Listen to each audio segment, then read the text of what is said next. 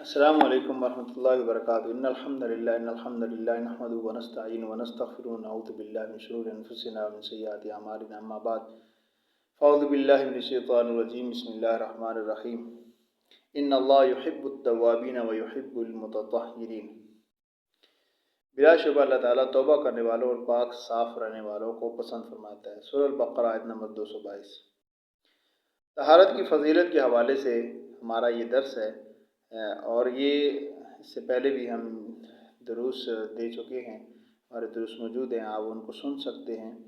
یہ ہمارا درس جو ہے نا آج کے حوالے سے جو ہے یہ طہارت کی فضیلت سے ہے۔ طہارت کی فضیلت سب سے بڑی فضیلت تو اس کی یہی فضیلت کافی ہے، دیکھیں کہ اللہ رب العالمین نے حکم دیا ہے اور رسول اللہ صلی اللہ علیہ وسلم بھی طہارت کیا کرتے تھے۔ پھر اللہ رب العالمین نے حکم دے دیا، رسول اللہ صلی اللہ علیہ وسلم کی یہ سنت بھی ہے اور آپ صلی اللہ علیہ وسلم نے بھی حکم دیا، تو یہ طہارت گویا کہ یہ فرض ہو جاتی ہے، ایک مومن اور مسلمان کے اوپر طہارت فرض ہو جاتی ہے۔ اور پھر یہ دوسری جو دلیل ہے وہ یہ کہ واللہ یحب المطہرین۔ سورۃ توبہ نمبر 108 کے اندر اللہ تعالیٰ فرماتے ہیں کہ اللہ تعالیٰ طہارت حاصل کرنے والوں سے انتہائی محبت رکھتے ہیں۔ حضرت عثمان بن عفان رضی اللہ عنہ سے مروی روایت میں ہے، جو مسلمان وضو کر کے طہارت حاصل کرتا ہے اور اس طرح طہارت کو مکمل کرتا ہے جس طرح اللہ تعالیٰ نے فرض کیا ہے۔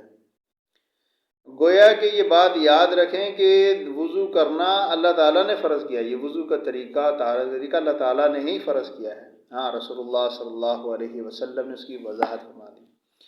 اور میں کہ پھر 5 نمازیں ادا کرتا ہے تو یہ ہے کہ یہ نمازیں اپنے درمیان ہونے والے گناہوں کا کفارہ بن جاتی ہیں۔ یہ مسلم شریف کی حدیث ہے۔ اور پھر یہ بات یہ بھی ذہن نشین کر لیں کہ طہارت اسی طرح قابل قبول ہوگی جس طرح رسول اللہ صلی اللہ علیہ وسلم نے طریقہ بتلایا ہے۔ بعض لوگ کہتے ہیں جی اس کے اندر سنن کیا ہیں اور نوافل کیا ہیں اور فرائض کیا ہیں۔ میرے بھائی یاد رکھیں کہ رسول اللہ صلی اللہ علیہ وسلم نے جس طرح طہارت کر کے بتلائی ہے سیم اسی طرح کرنا فرض ہے، ٹھیک ہے؟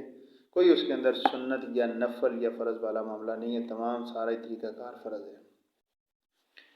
اگلی دلیل حضرت عبداللہ رضی اللہ تعالی عنہ سے روایت ہے،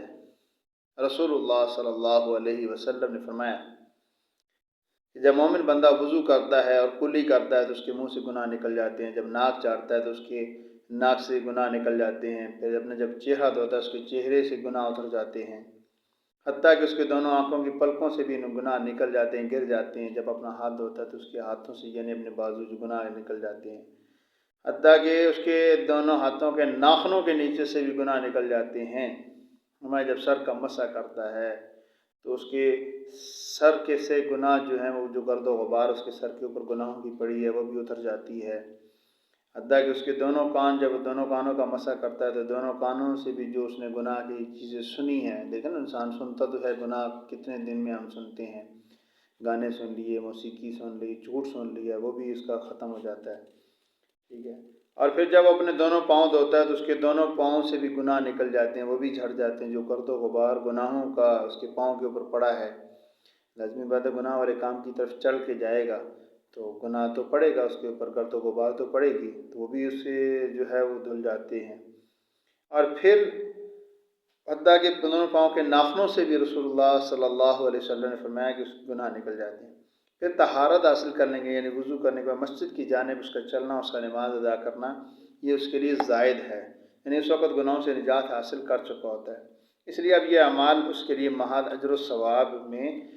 اضافے کا باعث ہیں، فضیلت کا باعث ہیں، درجات کی بلندی کا باعث ہے۔ اور یہ سنن نسائی کی حدیث ہے جو میں نے بیان کی۔ اور اسی طرح ابو مالک اشعری رضی اللہ تعالی عنہ سے مروی ہے کہ رسول اللہ صلی اللہ علیہ وسلم نے فرمایا کہ طہارت نصف ایمان ہے، کلمہ الحمدللہ ترازو کو حسنات سے بھر دیتا ہے، سبحان اللہ الحمدللہ دونوں کلمات آسمان اور زمین کے درمیان ہر جگہ وہ حسنات سے بھر دیتے ہیں، نماز نور ہے، صدقہ دلیل ہے، صبر روشنی ہے، قرآن تیرے حق میں ہے یا تیرے خلاف ہے یعنی روز قیامت دلیل ہوگا۔ ہر انسان صبح اٹھتا ہے تو اس کا نفس گروی ہوتا ہے، پھر وہ حسنات کے ذریعے سے آزاد کروا لیتا ہے یا سیئات کے ذریعے سے ہلاک کر ڈالتا ہے۔ اور پھر اسی طرح سیدنا ابو رضی اللہ عنہ سے روایت ہے کہ میں نے رسول اللہ صلی اللہ علیہ وسلم کو یہ فرماتے سنا کہ بلا شبہ جنت میں مومنوں کو وضو کی جگہوں میں زیور پہنایا جائے گا۔ امام منذری رحمہ اللہ اس حدیث کے تحت فرماتے ہیں کہ یہ زیور سے مراد وہ زیور ہے جو کنگن وغیرہ ہیں، جو سونے اور چاندی کے ہیں، جو اہل جنت کو جنت میں پہنائے جائیں گے۔ اب طہارت کے معاملے میں سستی کرنے والوں کا انجام، بہت سارے لوگ ایسے ہیں یعنی پیشاب کی چھینٹوں سے نہیں بچتے، اپنے کپڑوں کو نہیں دیکھیں نا، بہت سارے لوگ ایسے ہوتے ہیں ہمارے معاشرے کے اندر کہ جب آپ ان کو کہیں بھائی نماز پڑھ لیں، وہ کہتے ہیں جی میرا جسم پاک نہیں ہے، اچھا جی میرے کپڑے پاک نہیں ہیں، ٹھیک ہے۔ تو ہمارے ایک دوست اللہ تعالیٰ مغفرت فرمائے، وہ کہا کرتے تھے کہ پیارے بھائی اگر ایسی صورتحال ہے کہ آپ کے کپڑے پاک نہیں رہتے، آپ کا جسم پاک نہیں رہتا، تو پھر آپ میں معذرت کے ساتھ ناراض نہ ہوئیے گا، آپ میں اور جانور میں کوئی فرق نہیں ہے، کیونکہ ایک جانور ہے وہ بھی اپنے کپڑوں کو یعنی اپنے لباس کو اور اپنے جسم کو نہیں بچاتا جب پیشاب کرتا ہے، تو آپ بھی اگر نہیں بچاتے تو پھر اس میں اور کوئی فرق تو نہ ہوا۔ تو اسی طرح بعض لوگ جو ہیں وہ حالت جنابت میں ہوتے ہیں، تو سارا دن خواتین بھی اور مرد بھی گھر میں ایسے ہی کھاتے پیتے چلتے پھرتے رہتے ہیں، ٹھیک ہے، یا احترام ہو گیا تو احترام کی حالت میں وہ سارا دن پھرتا ہے، تو اس کو چاہیے کہ وہ فوری طہارت حاصل کر لے، کیونکہ اگر سستی کرے گا اس میں، اور یہ تو اللہ رب العالمین کے ہاں سخت وعید ہے، عذاب ہوگا اس کو، ٹھیک ہے، اللہ رب العالمین کی رحمت سے دوری ہوگی۔ حضرت عبداللہ بن عباس رضی اللہ تعالیٰ عنہ سے روایت ہے کہ رسول اللہ صلی اللہ علیہ وسلم ایک مرتبہ مدینہ یا مکہ کے ایک باغ میں تشریف لے گئے، اور وہاں آپ صلی اللہ علیہ وسلم نے دو شخصوں کی آواز سنی جنہیں ان کی قبروں میں عذاب دیا جا رہا، تو آپ صلی اللہ علیہ وسلم نے فرمایا کہ ان پر عذاب ہو رہا ہے اور کسی بہت بڑے گناہ کی وجہ سے نہیں۔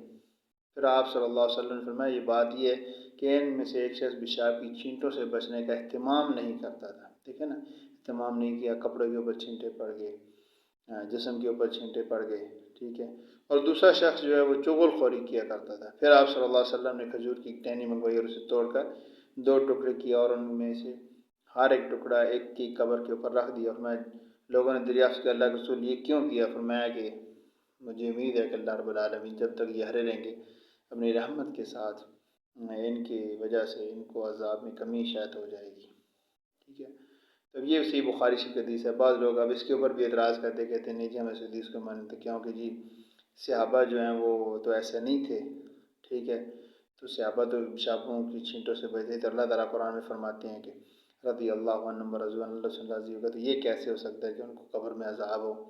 تو بھئی پیارے بھائی یہ کہاں پہ لکھا کہ وہ صحابہ تھے؟ وہ پچھلی امتوں میں سے بھی ہو سکتے ہیں، بنی اسرائیل میں سے بھی ہو سکتے ہیں، کسی اور پچھلی یہودیوں میں بھی تو ایسے اچھے لوگ تھے کہ جو جن کی بخشش ہوگی وہ بھی جنت میں جائیں گے، وہ بھی تو مکلف تھے، ممکن ان میں سے ہوں وہ لوگ، ٹھیک ہے۔ تو یہ بات یہ کہ مسئلہ یہ کہ بچنا چاہیے ان چھینٹوں سے، پیشاب کی چھینٹوں سے، اپنے کپڑوں کو بچائیں اور اپنے جسم کو بھی بچائیں، ٹھیک ہے۔ اللہ تعالیٰ سے دعا ہے کہ اللہ رب العالمین ہمیں بچنے کی توفیق نصیب فرمائے اور اس کی فضیلتیں جو ہیں نا ان کو حاصل کرنے کی توفیق نصیب فرمائے۔ وما علیہ الا البلاغ المبین۔